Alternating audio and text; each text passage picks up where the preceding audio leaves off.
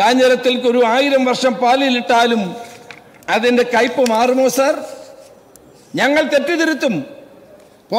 ഭാഷയോട് പറഞ്ഞു കേട്ടപ്പോൾ ഞാൻ ചിരിക്കുകയായിരുന്നു. ഞങ്ങൾ തെറ്റിതിരുത്തും, പോരായ്മകൾ കണ്ടെത്തി തിരുത്തുമെന്നാണ് പറഞ്ഞത്. കയ്യോടെ അദ്ദേഹം തിരുത്തുകയും ചെയ്തു സാർ.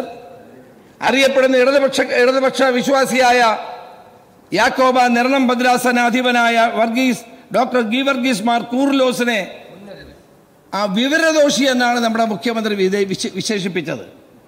എന്താണ് സാർ കൂർലോസ് പറഞ്ഞത്?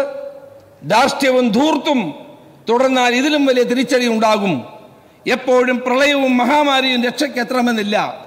കിറ്റ് രാഷ്ട്രീയത്തിൽ ഒന്നിലധികം തവണ ജനങ്ങൾ വീഴില്ല. അക്ഷരം പ്രതി സത്യമല്ലേ സാർ കൂർലോസ് പറഞ്ഞത്? അദ്ദേഹത്തിൻ്റെ ശരീരവസ്ത്രം തന്നെ ചുവപ്പാണ്. എല്ലാ മനുഷ്യചങ്ങലകളും പങ്കെടുക്കുന്ന ആളാണ്.